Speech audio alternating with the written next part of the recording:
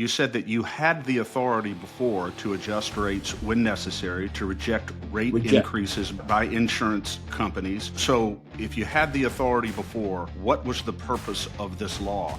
Was this simply to make the insurance commissioner completely untethered to having to justify what he does? Because I notice in the bill, there is no requirement that he adhere to well-established actuarial principles in the decision that he makes. It's purely optional. It's may, it says, not shall.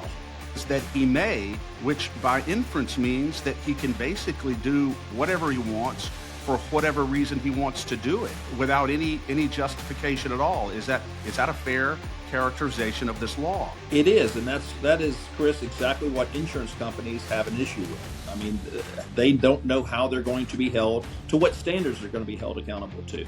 I can certainly sit down and have a conversation with them and assure them, but I could change my mind tomorrow now, right? There's nothing that's going to hold me to that. The next commissioner of insurance, whomever he or she may be, may run for purely political reasons. Look, I think this introduces, again, so much confusion in the marketplace. And Chris, to answer the question, look, I can only go by, the words of the person that was behind this legislation that said that we need to pass this bill and we can blame him, blame me.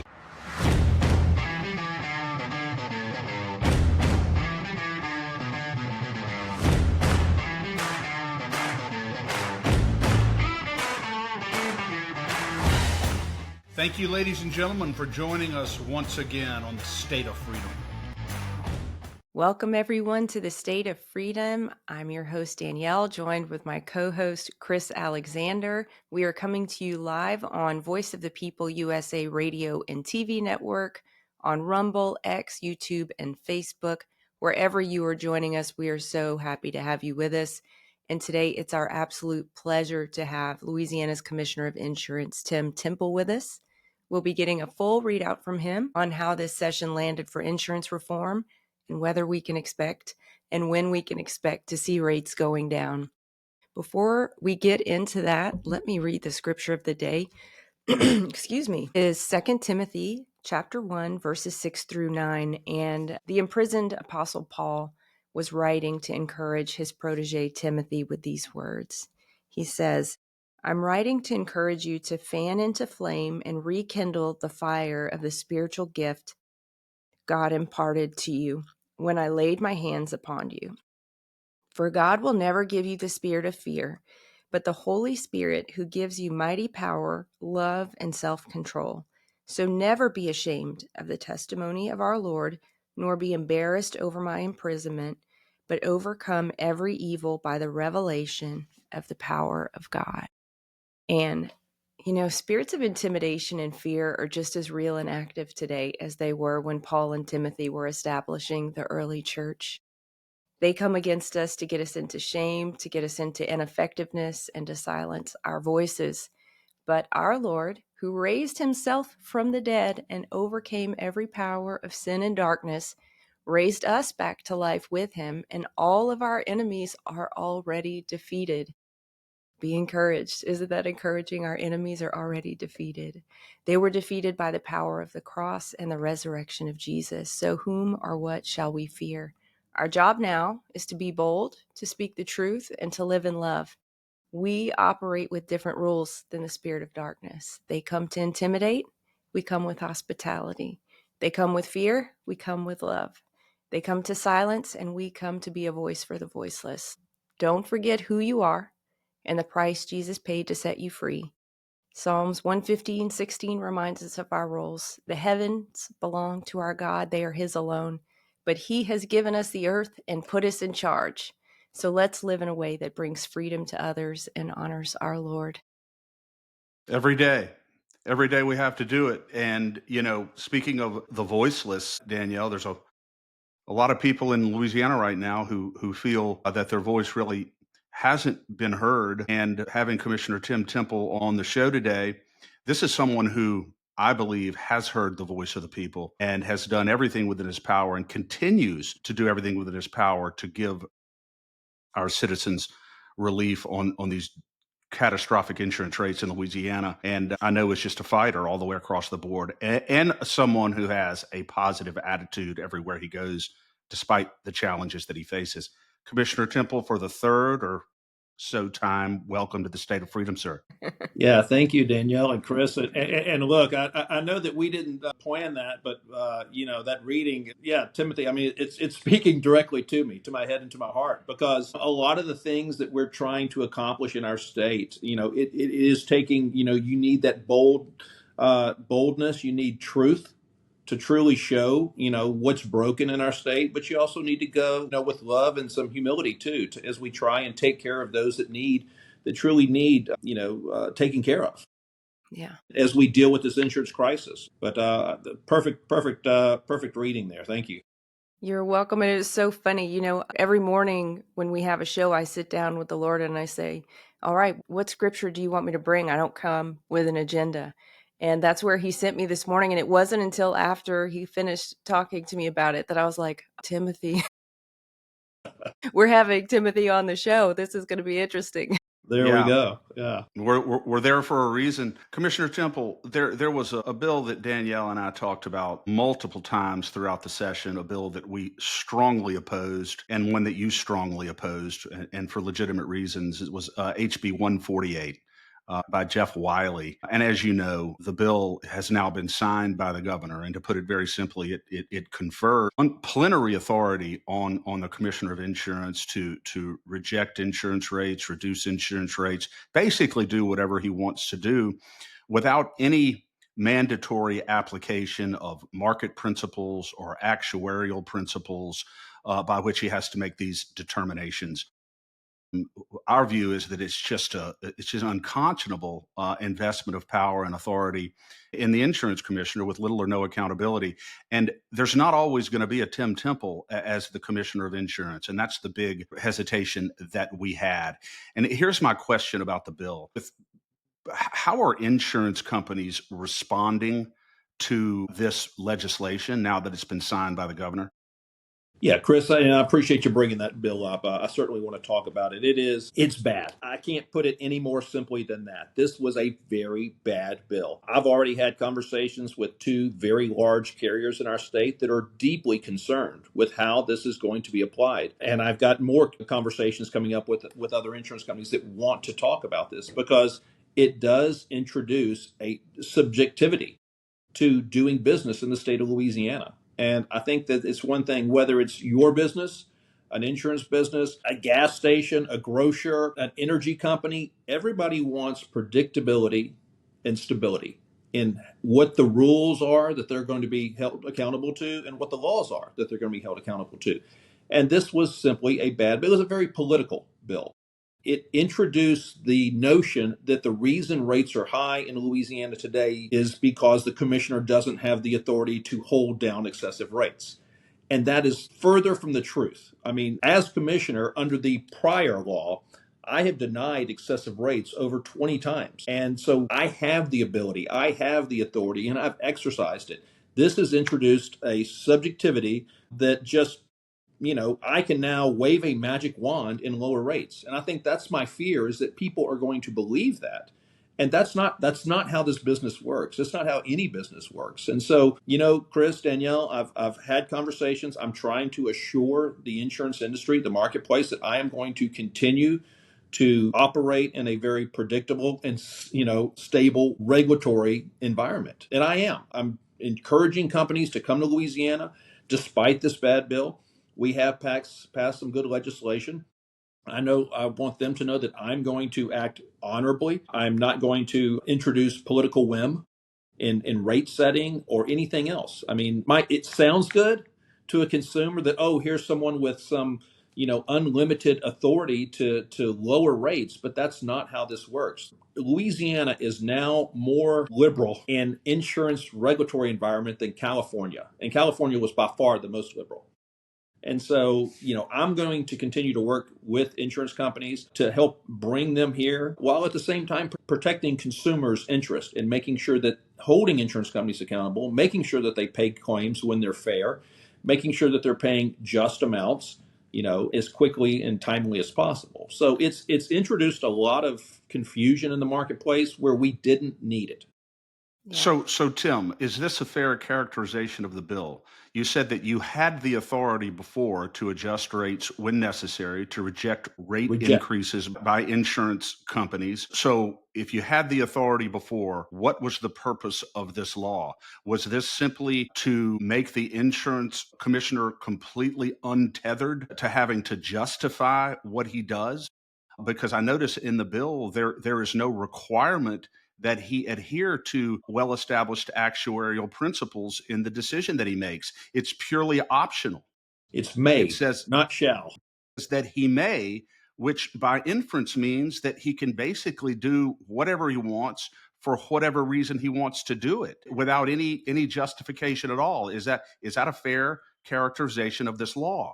It is, and that is, Chris, exactly what insurance companies have an issue with. I mean, they don't know how they're going to be held, to what standards they're going to be held accountable to. I can certainly sit down and have a conversation with them and assure them, but I could change my mind tomorrow now, right? Right. There's nothing that's going to hold me to that. The next commissioner of insurance, whomever he or she may be, may run for purely political reasons. Look, I think this introduces, again, so much confusion in the marketplace. And Chris, to answer the question, look, I can only go by, the words of the person that was behind this legislation that said that we need to pass this bill and we can blame him, blame me. And that leads me to this follow up. Is it your position that that's exactly what the purpose of the bill was? Because it's been our position all along that many of these insurance bills, many of the bills that were in Governor Landry's insurance package are going to do little or nothing to reduce insurance rates in Louisiana. And perhaps he knows that already, and that he is sort of peremptorily positioning you to take the blame for his anticipated failures. And I don't believe it's too strong to say that. And it sounds to me like maybe you're suggesting that also. Certainly wouldn't argue against what you've just said, Chris. But look, I think it's one thing. Look, I came in this office not to be political, but to bring my experience, background, my knowledge to try and shape Louisiana into a more competitive marketplace. Because I know that the commissioner cannot just come in and tell insurance companies that they have to lower rates because they're too high. It doesn't work like that. And so I'm not political. I'm more of a policy. I've never considered myself a policy wonk, but I do understand the complexities of insurance. And so my intent from day one is to try and come in, help the consumers, help my fellow citizens understand the nature of insurance. And it's simply, it's dollar in, dollar out. You may have heard me say that before. And premiums are based on losses, past losses and projected losses. And so what we're trying to do through legislation is to reduce the number of frivolous claims, the reduce and also go after fraudulent claims so that we as Louisiana ratepayers, buyers of insurance, aren't paying for frivolous and fraudulent claims in our state. And Louisiana has a problem. I'll say it again. Louisiana has a problem with frivolous and fraudulent claims in our state. And I'm not going to go into how we got there because the past is the past. But as of today, looking forward, that's my mission, is to try and change the laws so that we don't encourage, promote, and protect fraudulent and frivolous claims in the state of Louisiana. Because you and I, one, we don't deserve to pay those types of claims. And two, we cannot afford to pay those types of claims. Have you, on the topic of changing the laws, have you talked to any legislators who have committed to carrying a bill that would amend HB 148 and say that you must use actuarial data to drive your decision making in a future session, maybe, I guess, 26, if nothing else presents before then? Yeah, Danielle, I have not had that direct conversations, but I think that there will be plenty or ample number of legislators that would be willing to tackle that. Now, look, we've also seen that there were, a number of legislators that were punished directly and solely because of their opposition to 148, as far as their voting record. And like I said, I haven't had direct conversations with people yet. I certainly will. But right now, I'm trying to, again, to mitigate that as best I can with direct conversations with insurance companies, with markets, speaking, every chance I get to get in front of, the industry, to let them know that they can count on me to hold them to be fair, and holding them accountable. And that's the thing. They still will be held accountable. But again, it's introduced a sticking point in our marketplace that we did not have to have. And again, going back to why, I do think it was purely political, blaming, pointing a finger, because changes do take time. And Chris and Danielle, you know this, your consumers, your listeners, your viewers know this.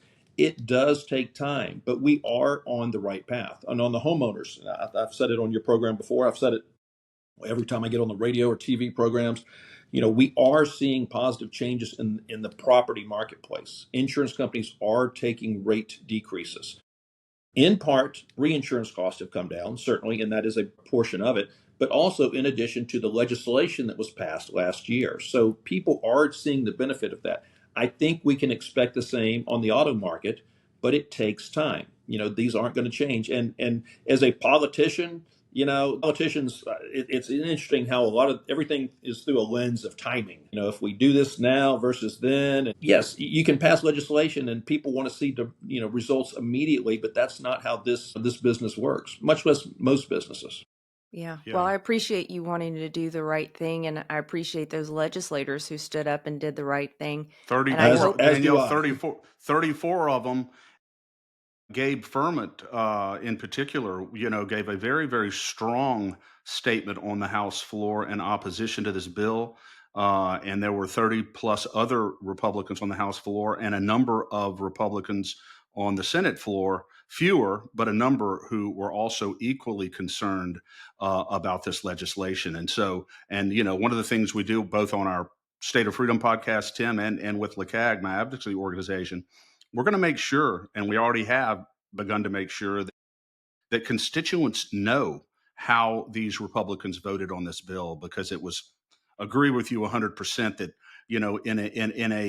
in a constitutional republic, where you have a House of Representatives and a Senate that is supermajority Republican, when they run on free market principles and principles of constitutional conservatism, and then vote and support for a bill that vests this kind of unchecked authority in one member of the executive branch, is absolutely antithetical to what we believe as free market conservatives. And I know it's antithetical to what you believe. And that's why the bill is so horrendous, and why it's so important that people know how these folks voted.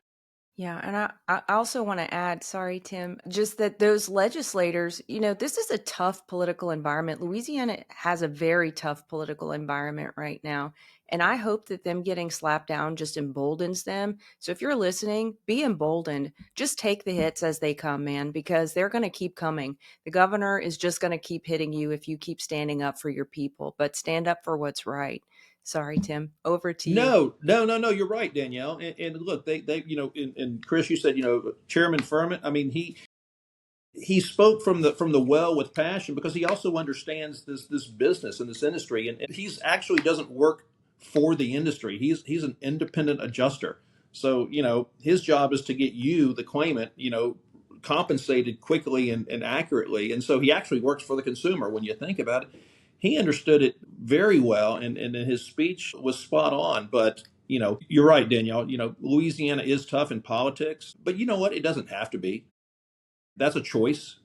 To be vindictive and to punish people, because of a vote. I've heard people say, well, that's just the way it works. It doesn't have to work that way. It does not have to work that way. You don't have to work it. You're choosing to work against people, not with people. Yeah. Well, in a house divided against itself cannot stand. We know that. Meet the world's first living, full-spectrum, certified organic CBDA hemp extract. Ness's hemp oil was extracted from seed to bottle without chemicals, solvents, or heavy metals, and it surpasses world-class standards for purity.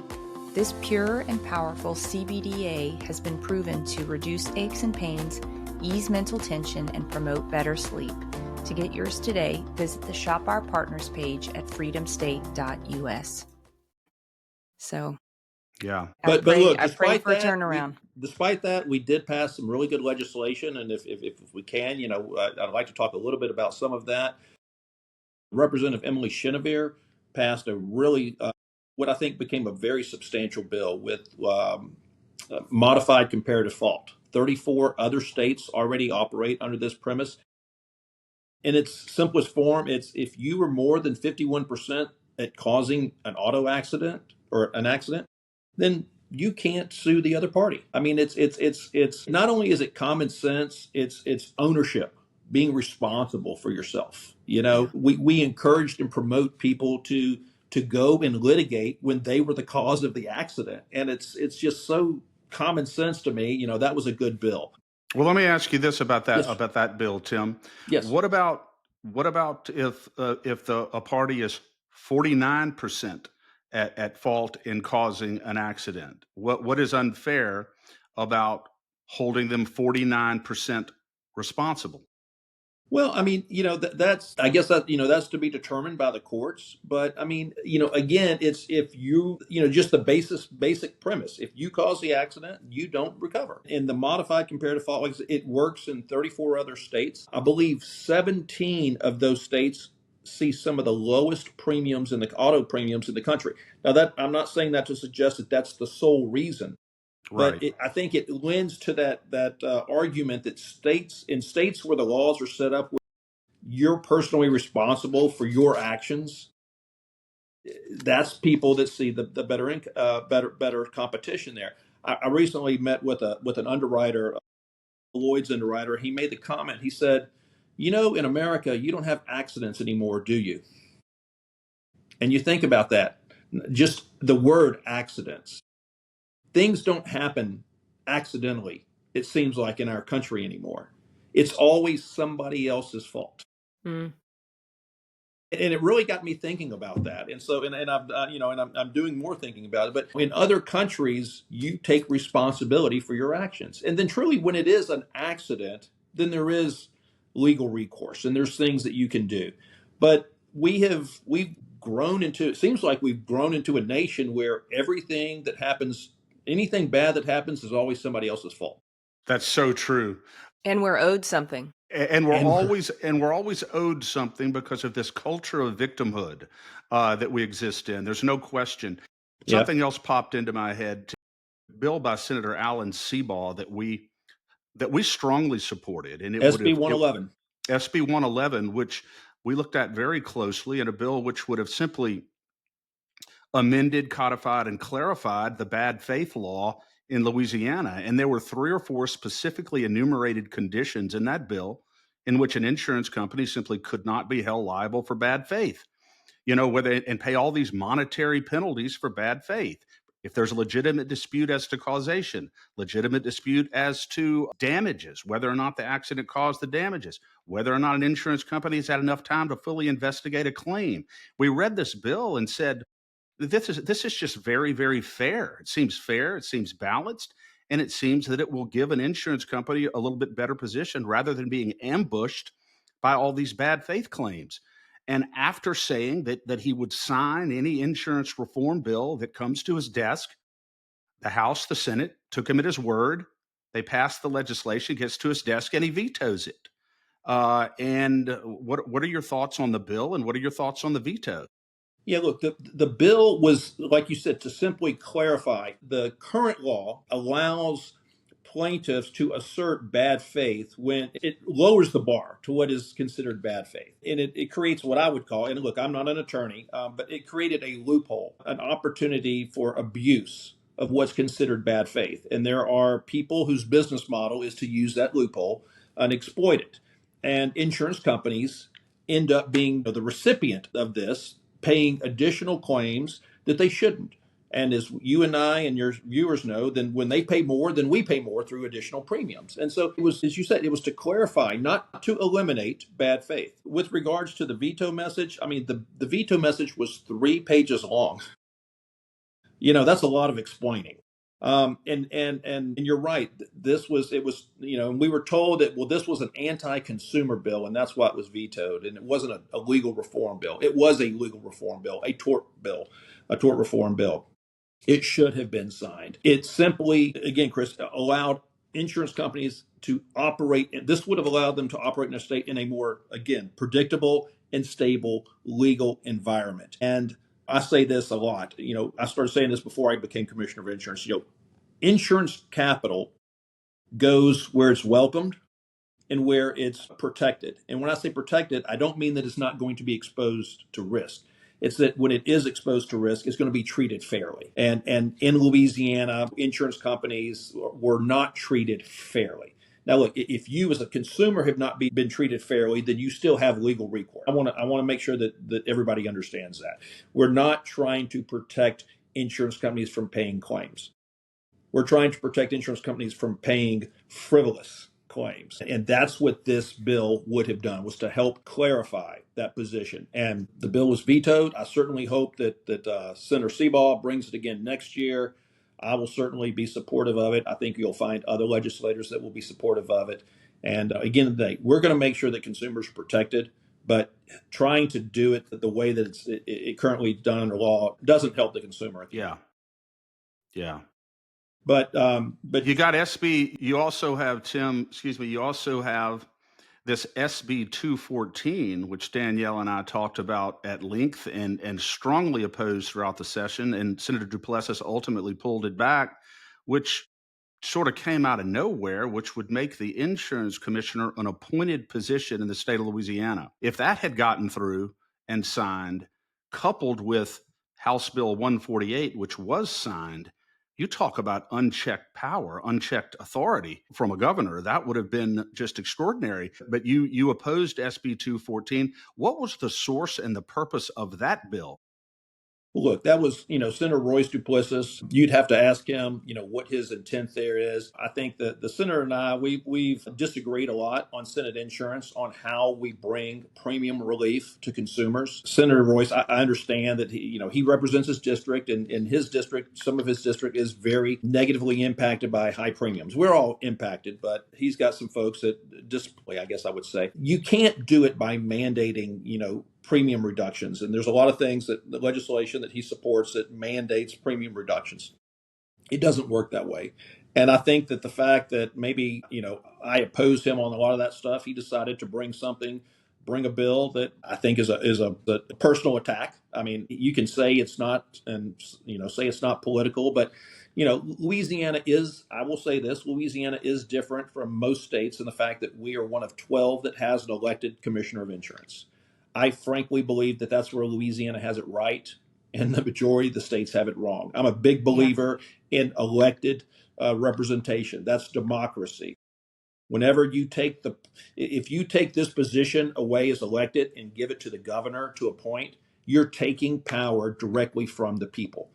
As of today, I am directly responsible and answerable to each and every citizen of the state of Louisiana. Once this position becomes appointed, if it were to become appointed, then that person becomes, answerable to one person, the governor, or whatever person would appoint. And so I disagree with it, not because I'm sitting in this seat, but my core belief is that I think Louisiana has this right. And I can tell you, I sit on I'm a member of the National Association of Insurance Commissioners. And, the elected commissioners of insurance, I think, are much more responsive, much more in tune. And it's not to go against my fellow commissioners that are appointed. But again, they are answerable to one person. And, that's not the best for this. It's not. In this past session, we talked a lot about the bills that seem to be trying to endow the governor with even more power and take more and more representation away from the people. And it's a trend we noticed. It's a concerning trend because, as we all know, this governor, not this governor, but every governor of the state of Louisiana has a tremendous and already undue amount of power versus the legislature. So it's something we're watching very closely. And it baffles the mind that we would want to continue to operate in that way. And I don't think the people of the state appreciate it.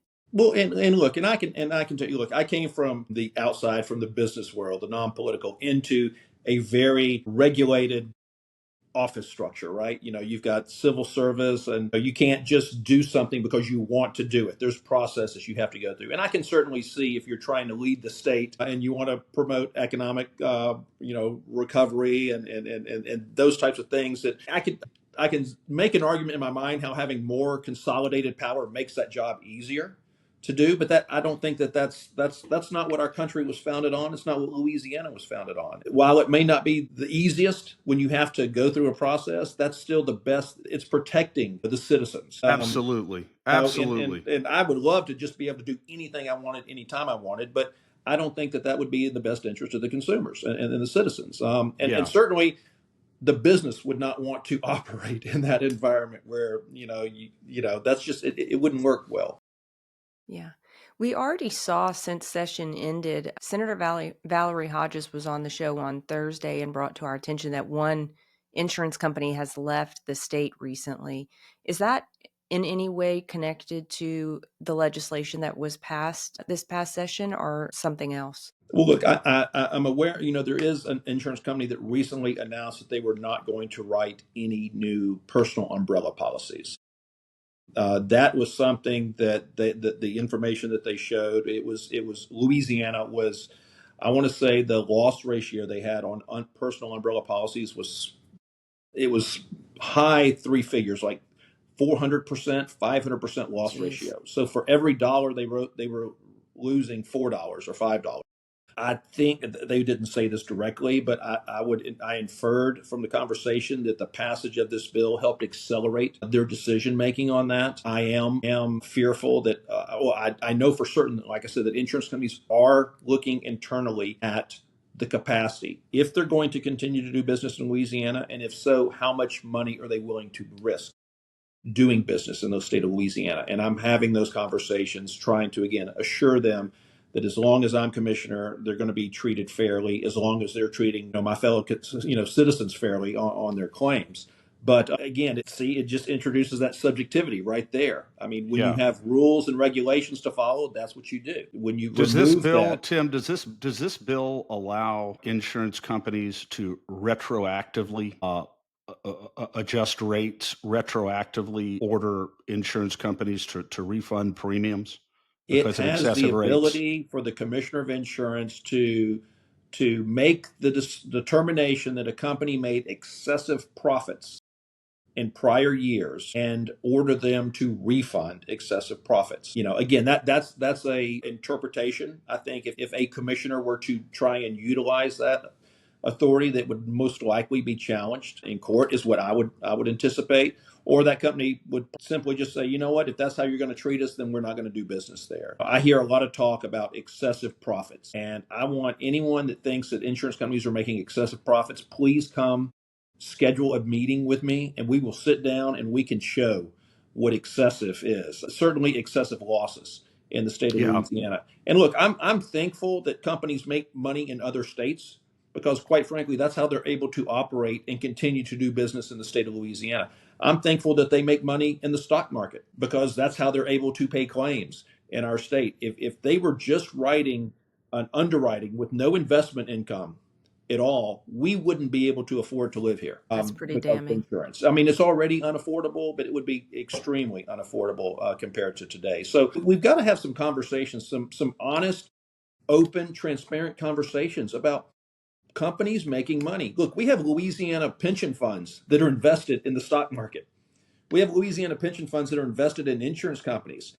They're making money. We want them to make money. I want the stock market to make a lot of money, because that shows our country's economy is doing well. So to try and punish companies because they make wise investments, again, I mean, you want me to have all that authority and determine if you've made too much money or not? That's certainly not free market. It's not capitalism, and it's certainly not American. Yeah. Chris, question for you. What's our recourse as citizens, right? I mean, the governor signed the bill. Can we do a petition? What would citizens rising up outside of the legislative session against this look like? I believe that now that the bill has been signed and is effective, I believe it's effective. I believe that the only 1st. August 1st, okay. I believe that the only recourse would be to repeal it. We can't get a petition. We can't do anything like that. I don't think so. I think it would have to be through the legislative process. Now, I think a petition by thousands and thousands of Louisiana citizens expressing their feelings on it could certainly help facilitate that process.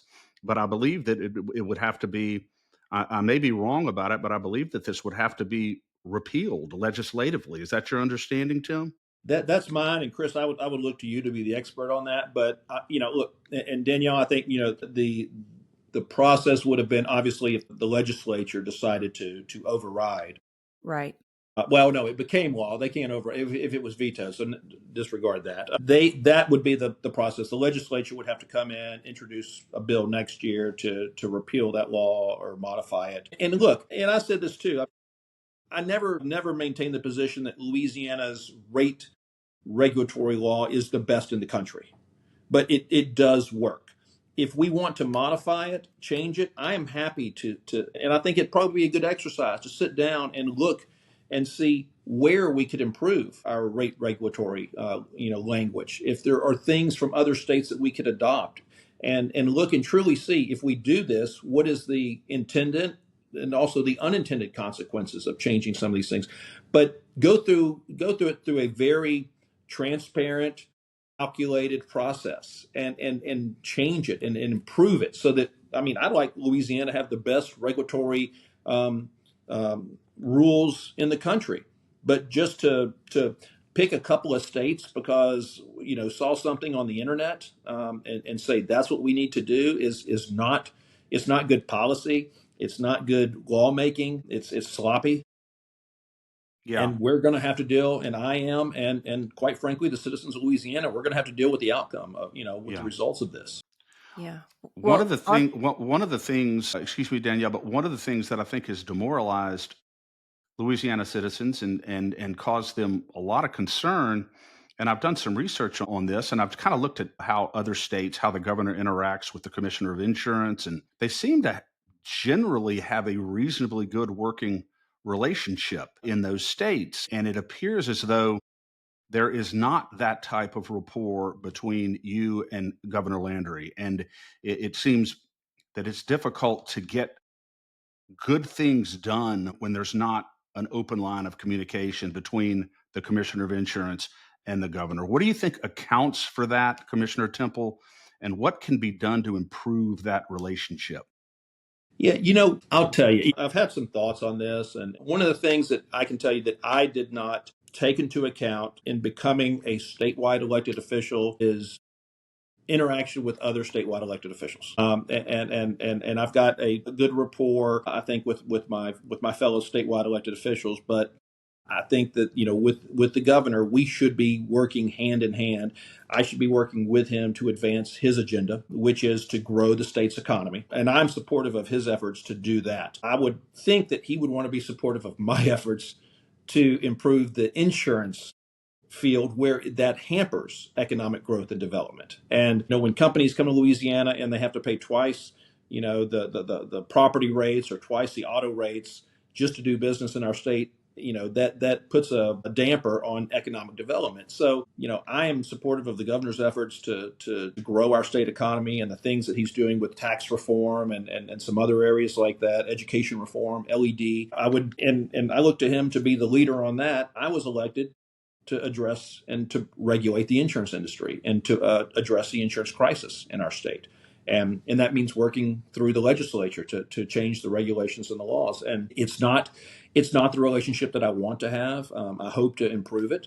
I would like to be able to work with the governor to be effective in my job. And if I'm effective in my job, then that helps everybody in the state of Louisiana, whether you're an individual or a business. Perhaps there's a perceived threat there, and there shouldn't be. I'm an insurance guy. That's what I know. That's what I want to do. That's my focus in life, is to try and help make the insurance industry work in the state, because when it works and it's competitive, you and I and all of your viewers benefit from that. They benefit from competition. They benefit not only pricing competition, but one thing that people, I think, that's not talked about, or maybe it's overlooked, is that yes, we want lower premiums, but we also want a good claims process too, a good claims experience. And when you have companies coming in and competing, they're not just competing for your premium dollars, they're competing on their service level to you. And that's something that we really don't talk about. It's like whether it's a gas station or a grocery store, we as people, consumers, have a lot of options in those areas. And the price of a gallon of milk might be the same in one store, grocery store, versus the other. But if there's one that treats you a little better, maybe their store's brighter, floors are cleaner. There's just other things service associated with it. If there's one that you feel better about going to because the way you're treated, even if the price is the same, you're going to pick that other one. Yeah. And I think that's one thing that we don't really talk about. And maybe I'm saying here now, acknowledging I need to maybe talk more about that when I speak, to when I'm out speaking publicly about the service aspect of it too. We will get better service when we have more competition as well, not just the premium benefit, but the service benefit. Yeah. I agree with you. Let's talk about a bright spot.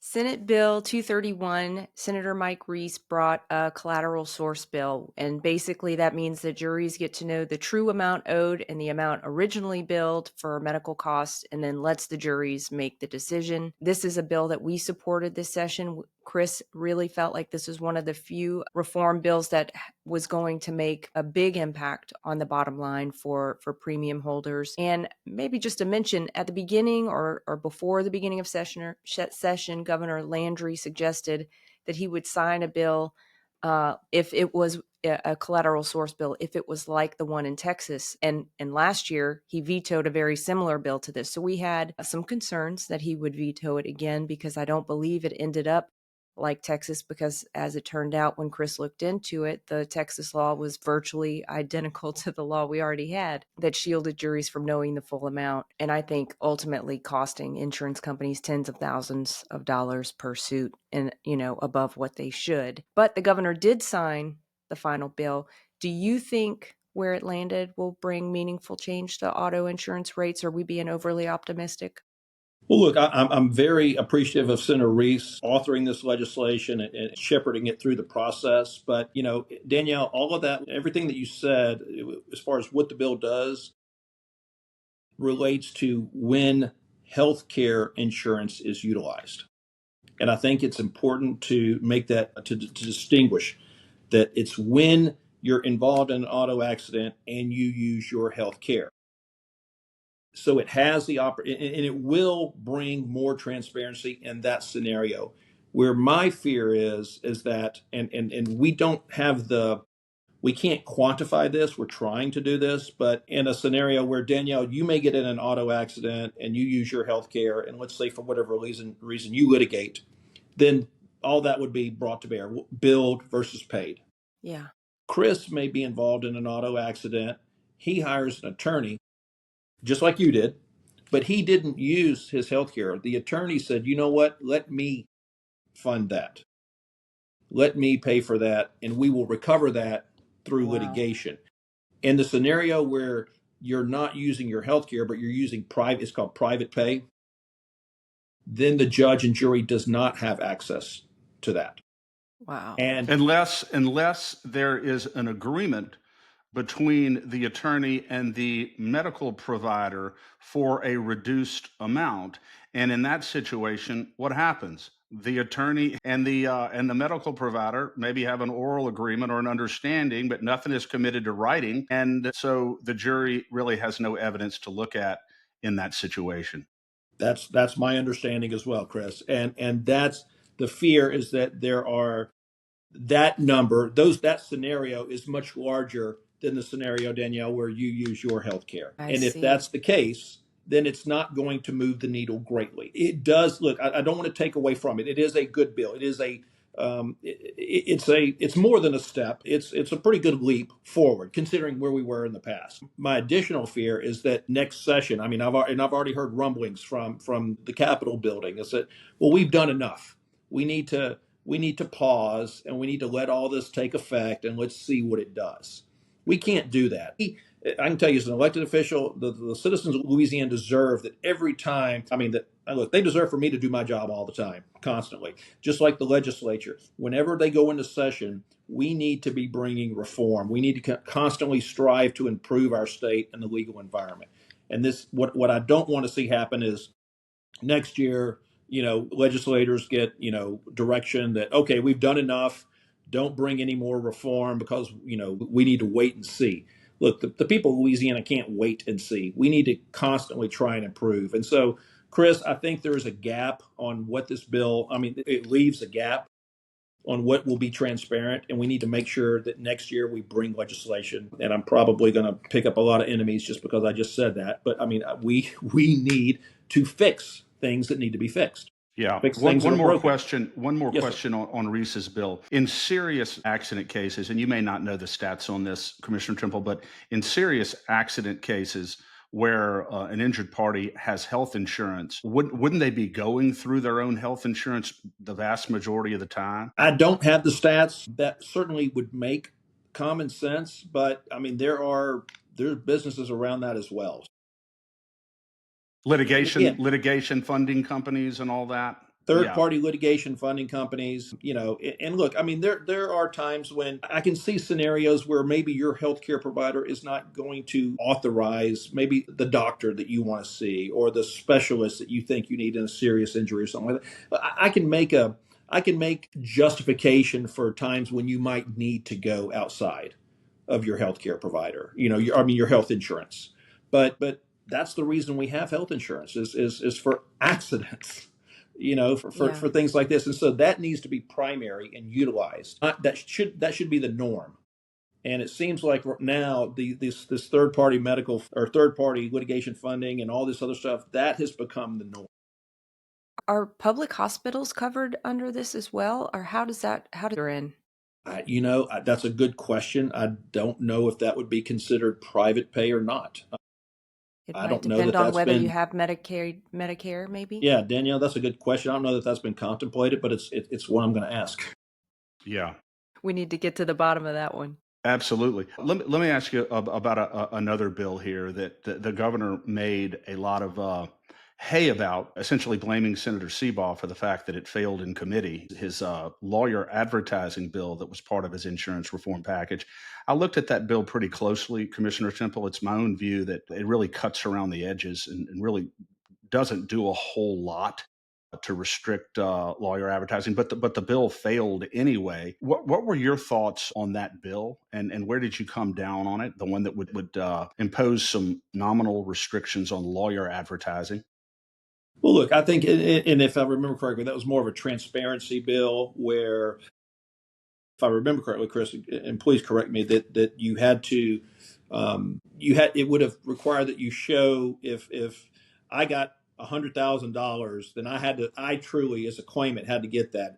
Or if I only got 60,000 of that, and 20,000 went to medical and 20,000 went to attorneys. I think that's what that bill was going to do. I'm supportive of transparency in that. I certainly think that people need to understand when it's advertised that, when you're jumping up and down on TV that, so and so got me, $1 million. It normalizes that people think that that's what they're going to get in their pocket, when in truth, whether it's a settlement or a judgment, there is a distribution, from whatever that ultimate amount is. And so I was supportive of that.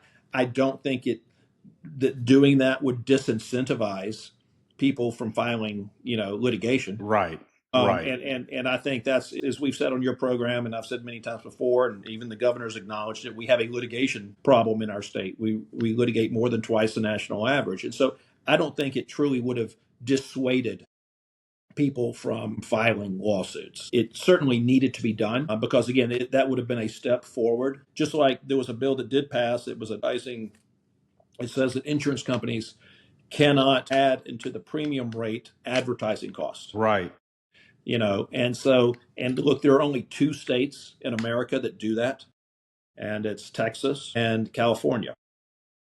And the numbers that I've seen, at best, it's a 0.2% or 0.2 or 0.4, 0.2 or 0.4% of your premium. So, does it sound good? Yes. And again, if they want to bring that, that's fine. Again, only two states, now three with Louisiana, prohibit that. The other thing, too, is we have to look at the legislation. I don't know that it inhibits or will dissuade companies from wanting to spend advertising dollars in our state. I mean, there's a couple of very large sporting events that take place in our state that are supported by, that's advertising for insurance companies and have done it for many years. And those organizations that contributed millions of dollars to charities in our state associated with those sporting events. And I know that those companies are taking a look at that now to figure out if that's something that's allowable, permissible going forward. So that bill could have an unintended consequence. But, it failed. No, the lawyer advertising bill failed. Yeah, the lawyer. Yes, sir. Right. I'm sorry. Yes, the lawyer advertising bill failed. The insurance advertising bill passed. That passed, right? Yeah. But no. Again, and look, I think that was again probably politics at play. Alan Seabaugh not being on that committee, still you would have had the votes if it had been pushed hard enough, you could have had the votes to get that bill passed. I think so. Yeah, I think so too. But to blame it on Senator Seabaugh's absence exclusively, I think is unfair. I would agree. That was unfair. If you're looking to invest in physical precious metals or convert your 401k to a precious metals backed IRA, please consider making your investment with our trusted partner, MetalStacks. Their prices regularly beat the big sites and they have no credit card fees or minimums. Shipping is free for orders over $500. Just visit metalstacks.com/dwalker or get there from our website, freedomstate.us. If you're interested in the IRA conversion, drop me a message at Danielle at freedomstate.us and I can get you connected with their white glove service. Tim, you mentioned, Chris, you mentioned home insurance reforms that were done last session. Was there anything meaningful past this session?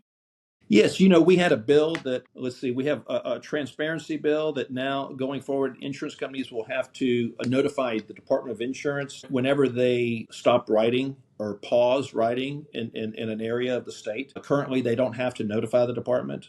They will. So that gives us situational awareness. If an insurance company is starting to pull back in a certain area, that helps us understand how the market is doing. There was a transparency bill on premiums. You'll have to show your expiring premium and your new premium when you renew. Now, a lot of times people, they may have known what it was a year ago, but it's not anywhere written down. And so it's going to require that. We had a bill that when you file a claim, you have to submit satisfactory proof of loss. So you have to show a document that says, this is the loss I received. And it's good because it's twofold. It holds you as the consumer accountable, again, saying that the claim that I'm filing, the damages that I'm saying occurred, truly occurred as a result of this loss. So it holds you accountable to make sure that you're honest on that point. It also holds the insurance companies accountable because now you have a document that once you have submitted that to the insurance company, it also gives you a piece of paper of when the clock starts ticking towards that bad faith. If they don't respond to your claim within a certain number of days or start to pay, it gives you a means to hold the insurance companies accountable as well. And so I think it was a good bill for both sides. And I know there was another bill. I think we extended notice of cancellation. Insurance companies now have to give you 60 days notice of cancellation if they're going to non-renew your policy versus the 30 days. So it gives you more time to know that might be happening or know that is happening and the ability to go out and start to look for other insurance. So that was a good consumer protection bill as well. Great. Thank you. Tim, 64 million. And if I can, go ahead. I'm sorry. And these were ones, and shame on me for forgetting this, because these are ones we pushed hard, was on the fortified roof program. And I think that, you're familiar with that. You can get a grant up to $10,000 to put a fortified roof on your home. We have created a permanent funding stream now so that the insurance companies, the fees that they pay to the Department of Insurance collects are now we increase them. So that money will go towards funding, creating a permanent funding stream for fortified, but also a portion of the taxes that you and I pay on our property insurance. A portion of that will now be dedicated to the fortified roof funding program. And so I won't have to go, or the commissioner of insurance doesn't have to go to the legislature every year asking for money from the general fund, state general fund, to put into the program. This will actually create a permanent funding stream. So that is a huge benefit. That's a But they very good also thing. increase the tax deduction that you could receive if you choose to put a fortified roof on yourself. So if you go out, and so Danielle, if you got a fortified roof through the grant program, you're going to get up to $10,000. So you can't claim a deduction. Chris, if you were to choose to put a fortified roof on yourself, you could go out and get up to a $10,000 tax deduction. And so Chairman Kirk Talbot passed that legislation, and it went from 5,000 to 10,000. So the same amount, for both. Those were two good bills. I think will continue to promote fortified roofs, which I hear story after story after story of people getting substantial decreases on their homeowners insurance when they get that fortified roof on. The credits out there are real. They're substantial. They're not every company. I mean, every admitted company has a credit. Not all of them are the same. Each has their own underwriting standards, but the ones I hear out there are substantial. And I encourage everybody to, if you can afford it, put a fortified roof on. If you can't, go through the grant program. And as money becomes available and we do this drawing, hopefully you get one of those grants and get a fortified roof. Yeah. Is the process of applying for that, Tim, is that manageable for people? Is it a good process, simplified, efficient process? It is, and we've made it even better. It was very straightforward. You can go to the department's website and follow it tells you what the qualifications are. It has to be, your primary residence. You have to have your homestead exemption on that piece of property. It can't be a vacation property or a second or third home or something like that. But you can put a fortified roof on yourself on other properties that you own. Yeah. But it's and very claim the straightforward. deduction and claim the deduction. And claim the deduction on those Yeah. other ones. Yes. Yeah. Yes. That's good. So Well, but thank you for asking about that. Yeah, the $64 million question here, Tim. After looking in retrospect, the good, the bad, and the ugly of the session, what got through, what didn't get through, what is the likelihood that Louisiana consumers and policyholders are going to see a measurable reduction in their auto insurance rates in the foreseeable future? Well, look, I think that, like I've said, premiums follow losses. And the intent of the legislation that we've passed is to reduce the frivolous and the fraudulent claims that occur in our state on the auto side. So when these laws start to take effect, I think the January 1st is when the modified comparative fault goes into play. When insurance companies can start to see those positive trends, then I think that's when you can anticipate premiums going down. There's a component of the premium that has to do with like physical damage.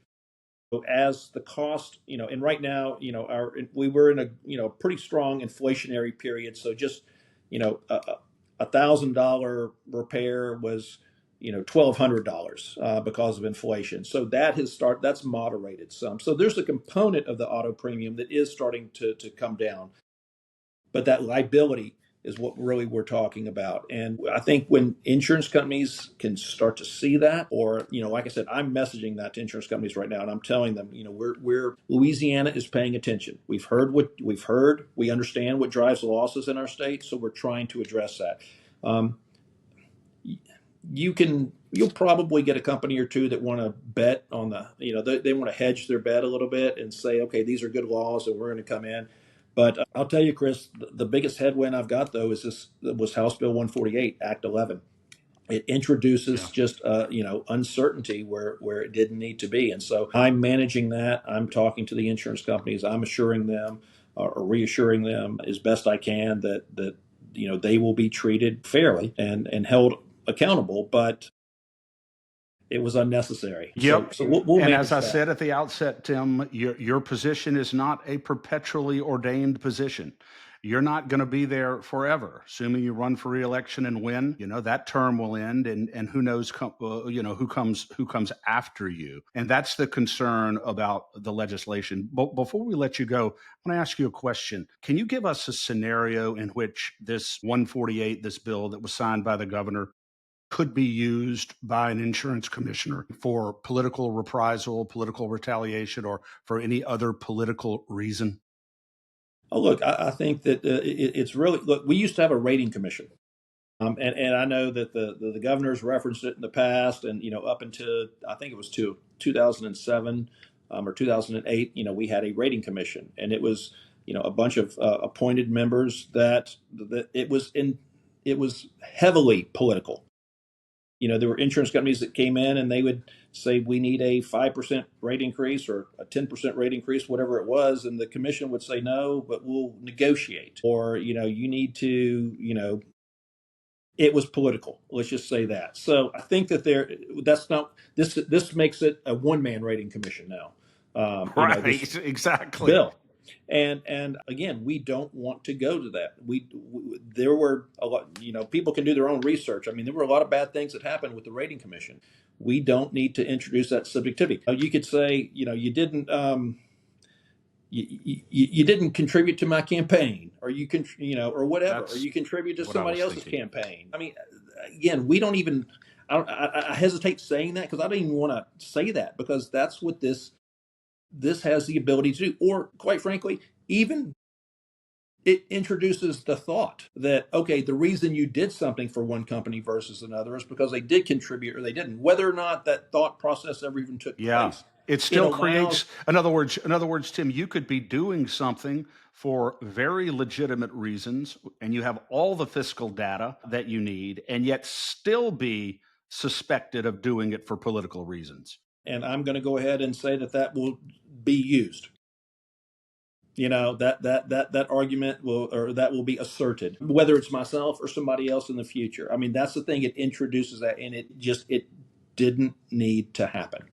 Yeah, it shouldn't have happened. And but look, we're going to deal with it. We're going to work through it. We're going to continue to work to bring companies to Louisiana so that consumers benefit from that, despite there's always some bad, ugly legislation out there, but we're going to put that to the side and keep moving forward, because again, Chris and Danielle, there is no reason other than losses that we pay the premiums that we're paying. It's not because insurance companies are making more money in the state of Louisiana than somewhere else. It's not because they're denying claims. It's because they're paying out claims, and the loss data supports that. In our state, they pay more than they should compared to other states, compared to the number of accidents that happen, compared to the bodily injury claims and the litigation. Insurance companies pay out more money in this state than they do others. And as a result of that, our premiums are higher. If we get that under control, and that's what I'm focused on, we get that under control, then you and I and everybody watching this and everybody that lives in our state could expect to have lower premiums when we get that under control. But if we don't, if we're happy with the current environment, if we like the way that it works and we like the ability to go file a claim just because, or litigate just because, and I say just because, something has to be substantiated from that, but the threshold is very low. If we're happy with that ability, well, then we're just going to have to expect to continue to pay some of the highest premiums in the country. Yeah. Well, there's only so much that you can do. And as we've talked about before, Tim and Danielle and have certainly discussed, a lot of this at bottom is a cultural issue. It's a cultural issue. It's an issue of integrity and an issue of honesty. And there's only so much the law can do to regulate or curtail that. And that's just the way it is. Our Constitution, as our founding fathers said, we're meant to serve a moral and an honest people, and you can't legislate good behavior. You can't legislate morality, so you're not God over here in the Commissioner of Insurance office. You can do everything that you can do and are doing, but you can't do it all. Before we let you go, Commissioner Temple, I just want to let our listeners know that Serge Brown will be coming on this Thursday. He's the founder of the Clear Skies movement. And we will be talking with him about the extent to which this geoengineering in our skies is causing problems, let's just say, with our weather and the sinister forces behind some of this geoengineering. He's very knowledgeable on the issue, and you don't want to miss it, particularly in light of some of the legislation that was passed this past session on geoengineering. But Commissioner Temple, God bless you, sir, and thank you for joining us and always taking the time and for being so gracious with us. Look, thank you both for your time today and being on the program, and I look forward to doing it again. Just as I always say, if it's relevant to you for me to come back on, I'm happy and look forward to doing so. God bless Thank you, you. sir. We All appreciate right. it. Thank you so much. All right. God bless. The State of Freedom is a listener-supported podcast. We're committed to pursuing the truth about policymaking, decisions, and situations in Louisiana and at the national level that stand to impact our freedoms. Please become a monthly supporter of the State of Freedom at freedomstate.us as we continue to expand the voice of liberty across Louisiana and beyond. Thanks for joining us today on the State of Freedom. Be sure and check out the show notes for this episode. You can always go there and find the calls to action and resources mentioned in the show, and you can find out more information about our advertisers there as well. If you want to learn more about us or support our work, visit freedomstate.us. To get involved with Louisiana Citizen Advocacy Group, visit lacag.org. We'll see you next time. God bless.